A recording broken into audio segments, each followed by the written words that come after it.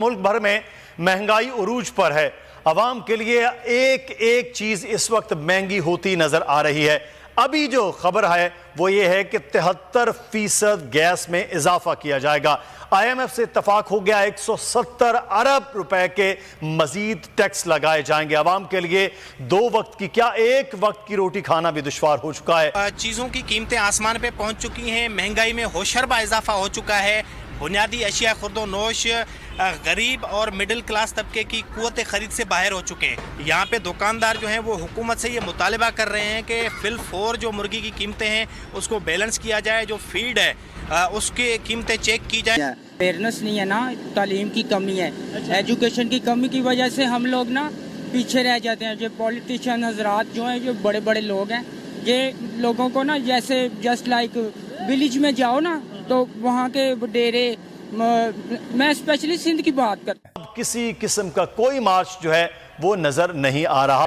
मुर्गी के गोश्त की कीमत डॉलर और सोने के बाद रिकॉर्ड सतह पर मुल्क में पहुंच चुकी है। दालों के दाम दुगने हो चुके हैं। तेल और घी की कीमत ने अवाम का भी तेल निकाल दिया है। अवाम महंगाई से निढाल हैं। ये पाकिस्तान की सबसे बड़ी सनत है मुर्गी एक किस्म से। और दूसरा ये है कि ये एक गरीब आदमी भी ले सकता था, एक सस्ती होती थी 300-400 रुपये किलो, लेकिन अब गरीब से तो ख़त्म हो गई है ये चिकन जो है।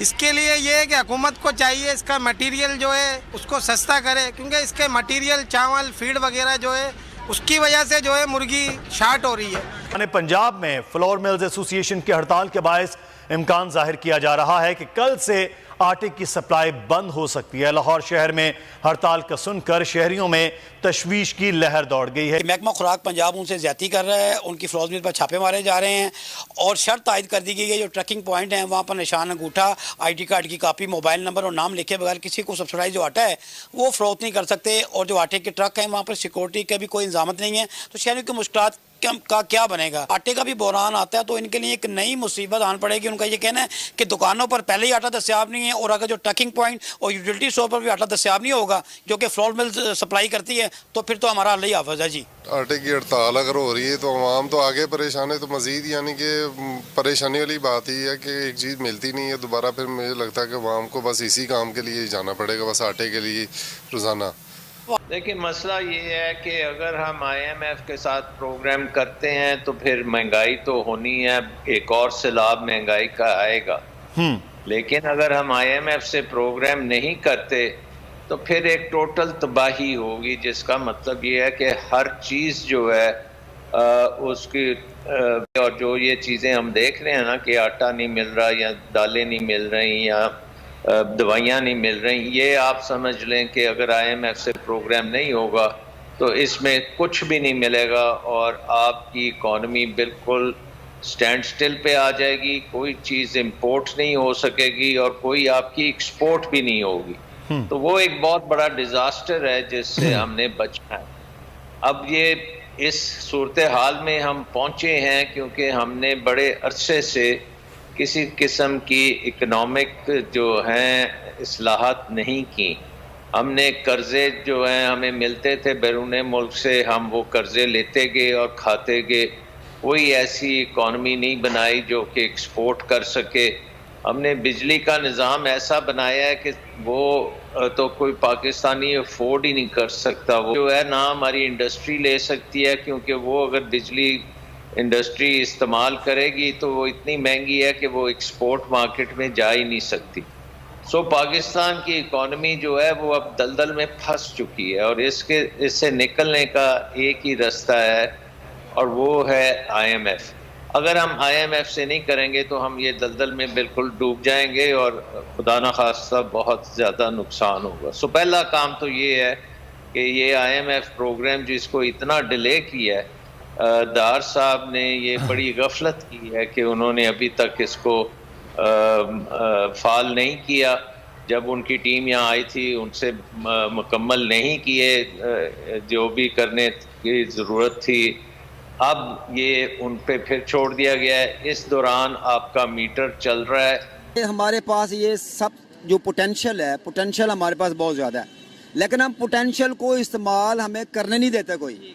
इसमें जो हमारे जो बिग गन्स हैं वो हमें आगे बढ़ने नहीं देती।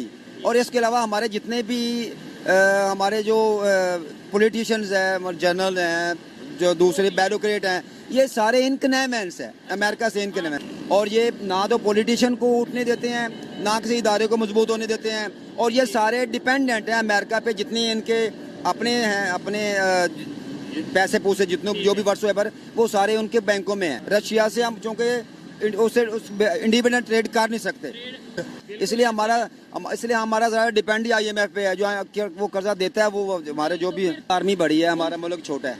अच्छा, हमारी आर्मी बड़ी है, मुल्क छोटा है, इसलिए हम नहीं आज़ाद हो सकते। इंडिया ने 1950 से लेके 1970 तक जो आर्मी का रोल है वो स्नप कर दिया। 20 साल लगे उनको।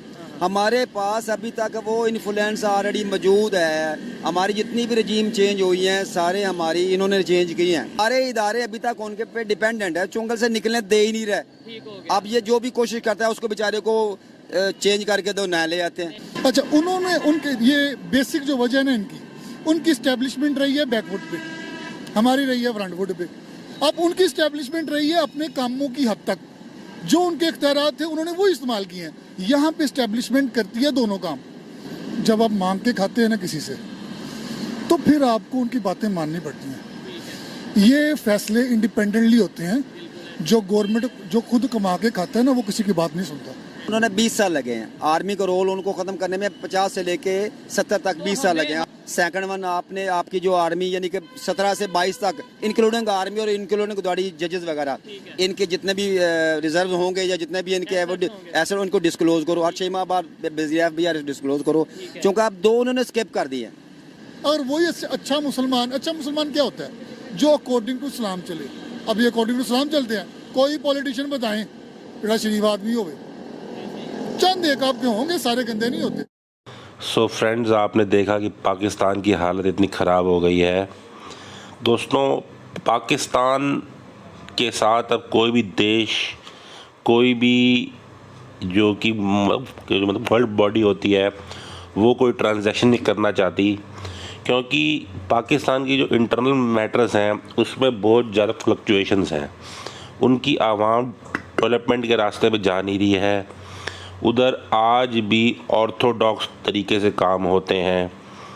कोई बड़ा देश या कोई बड़ी कंपनी वहाँ पे अपना प्लांट या अपनी फैक्ट्री सेटअप नहीं करना चाहती, क्योंकि जो वहाँ का एनवायरनमेंट है वो बिज़नेस फ्रेंडली है ही नहीं। अगर कोई जगह बिज़नेस फ्रेंडली होती है तो वहाँ पर कंपनीज, फैक्ट्रीज, इन्वेस्टमेंट अपने आप अट्रैक्ट होता है। इन्हीं सब चीज़ों को देखकर अब चाइना ने भी पाकिस्तान से अपना हाथ खींच लिया है, और धीरे धीरे चाइना सिर्फ अपना उसका पर्सनल इंटरेस्ट है कि किस तरीके से पाकिस्तान को एक्सप्लॉइट करे अपने फ़ायदे के लिए। पाकिस्तान की डेवलपमेंट के बारे में चाइना नहीं सोच रहा, सिर्फ अपने फ़ायदे के लिए ही चाइना पाकिस्तान के अंदर जो भी काम कर रहा है। तो होपफुली पाकिस्तान को इस सबक आएगा और वो अपने डेवलपमेंट के बारे में सोचेंगे। सो फ्रेंड्स, आपको ये हमारा वीडियो अच्छा लगा होगा तो आप अपने सर्कल में इसे अवश्य शेयर करिएगा, और साथ ही साथ हमारे चैनल को अभी तुरंत सब्सक्राइब कर दीजिए ताकि हमारे वीडियो आपके पास सबसे पहले आ सकें। तब तक अगले वीडियो के लिए बाय। जय हिंद, वंदे मातरम, भारत माता की जय हो।